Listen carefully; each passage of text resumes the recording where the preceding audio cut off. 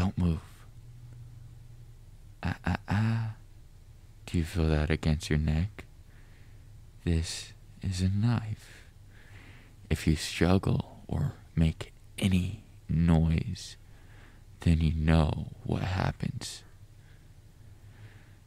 Yes, you've received a bit of training for this, haven't you?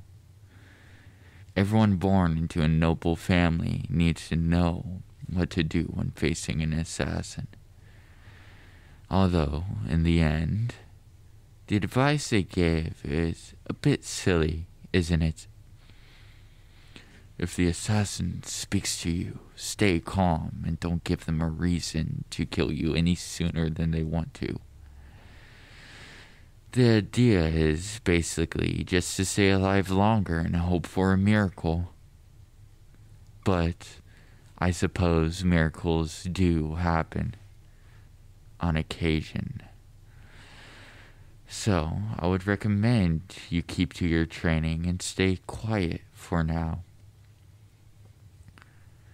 I'm going to do something I've never done for any of my targets. I'm going to take off this mask and show you my face.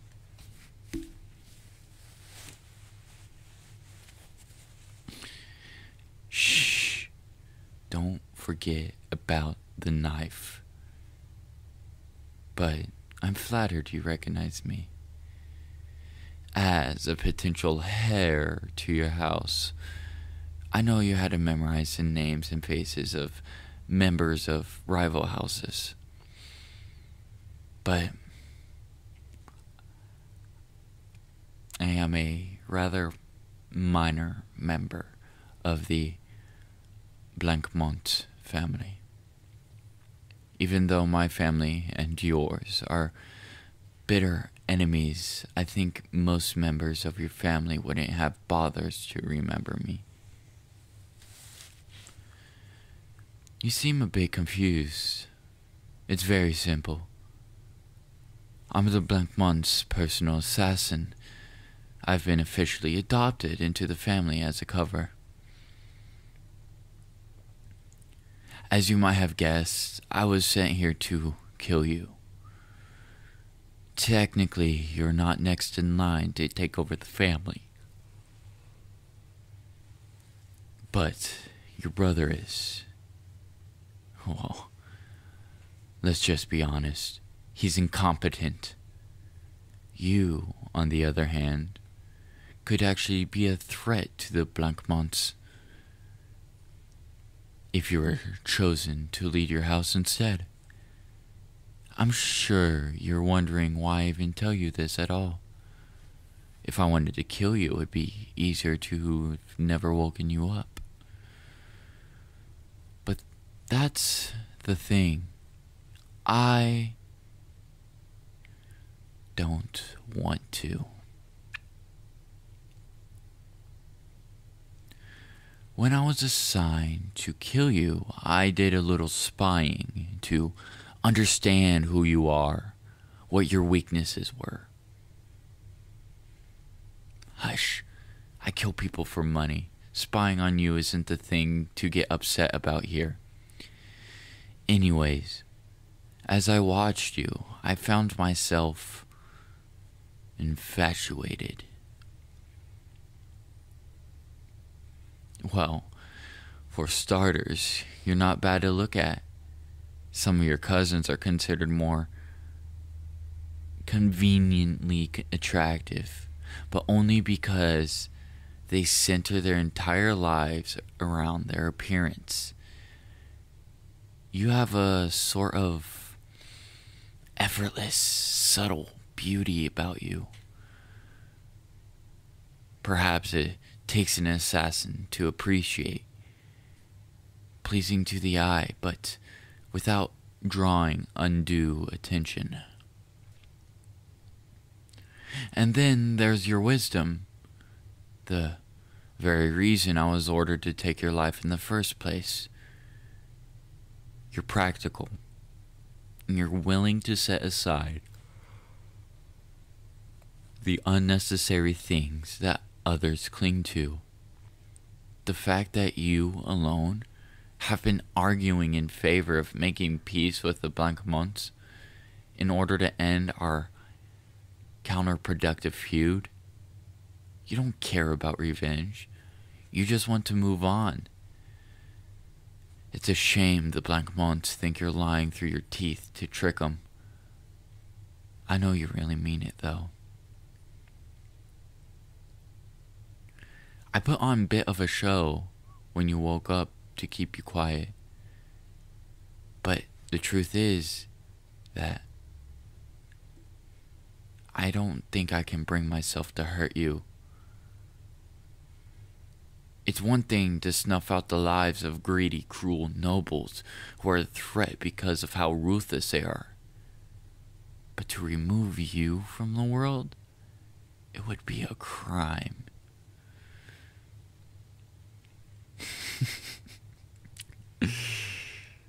You still have a sense of humor, even in a time like this? Alright, fine. Both are crimes. But the former is merely a crime according to the law. The latter is a crime against humanity. I was given your contract quite a while ago, to be honest.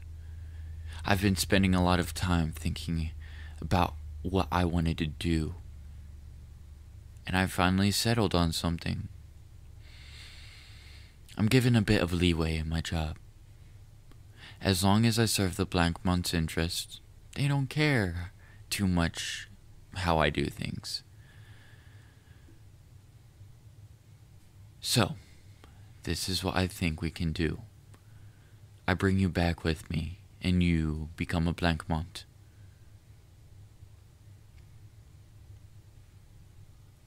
It's perfect, you see. You're not a threat to them. In fact, you can be an asset. You won't have to die, and, well, we can be together.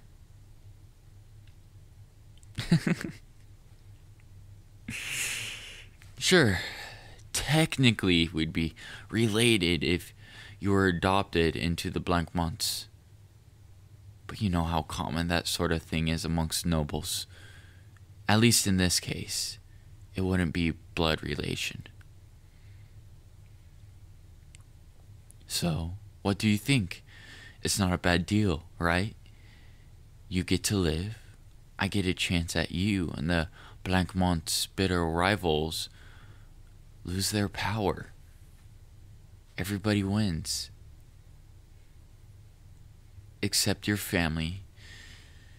Yes, I suppose that's true.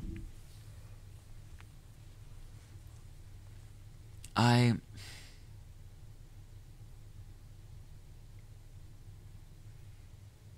don't like where this is going.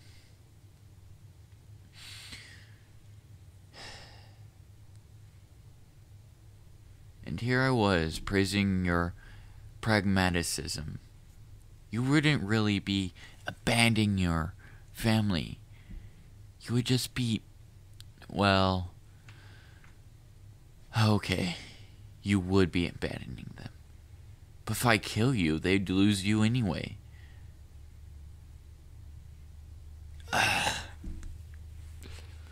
So, you're just not going to budge on this. You insist that you'd rather die than join your family's enemies. Either you're more emotional than I thought, or much, much smarter. Even if you refuse me, I can't bring myself to end you.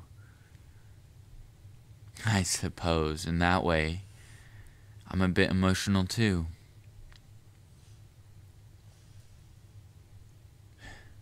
Still, you really should consider what I'm offering. Let's be realistic. The Blancmonts are the winning side in this conflict. We're wealthier. We have better connections. And, as you now know, we have a skilled assassin to deal with any dangerous threats. Do you really want to be stuck where you are? If you do inherit the family, you'll be inheriting a dwindling empire. It would be such a waste of your talents. You'll die poor and destitute after spending your life stressing and fretting over your situation. Who would choose that?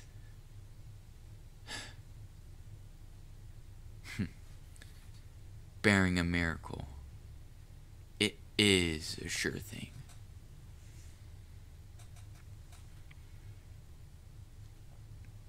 Oh, well, aren't you clever? Yes, just like I said, miracles do happen. But you already got your miracle. Your miracle is that you're not dying tonight. Expecting more is just delusional. And even if that doesn't happen, think of what you're giving up.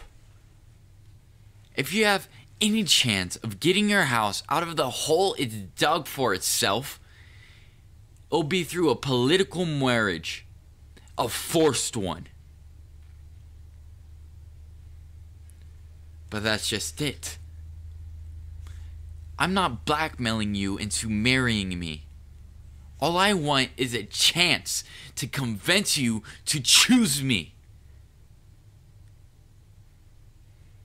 In the Blancmange house, you won't have to bear the responsibility of leading, so it doesn't matter who you marry. You can choose who you like. And you know, I'm not a bad option.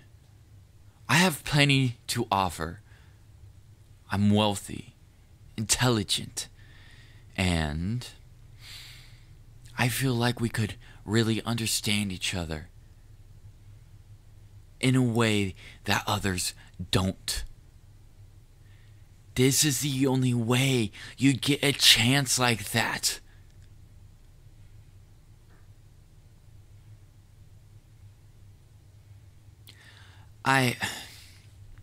Well,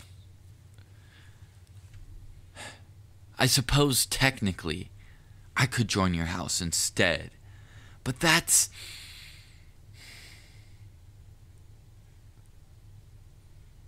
I don't want you to take this the wrong way. But it's not as though I'm willing to drop my entire life for you. I'm interested in you, and I'm taking quite a risk by ignoring my orders, but I am genuinely loyal to the Blancmange family. Even if it's technically only a cover, I am officially part of the family, and I am grateful to them. But we've only just met.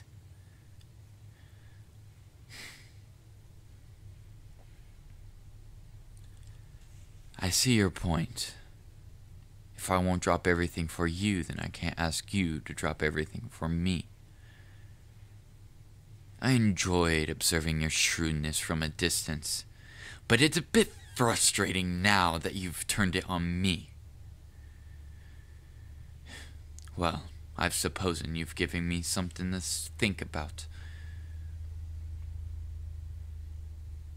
You're more determined than my observations suggested.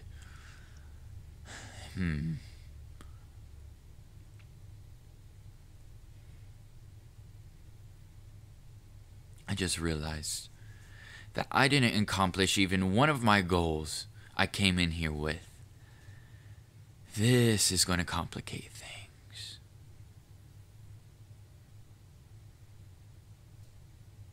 Still, the fact that you can turn me away with nothing more than words intrigues me. I might be even more interested in you now than I was before. I expected to leave here with you, or with your head, if I could muster the strength.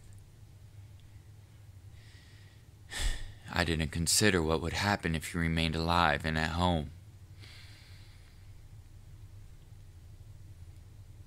Well, I would recommend that you don't tell anyone that we spoke. Even if I can't bring myself to kill you, I don't have such reservations about anybody else. Don't test me on this, or they'll be the ones to pay the price. We'll speak again some other time. You might not have gotten the best impression of me today, but I'll try to show you a better side of me next time.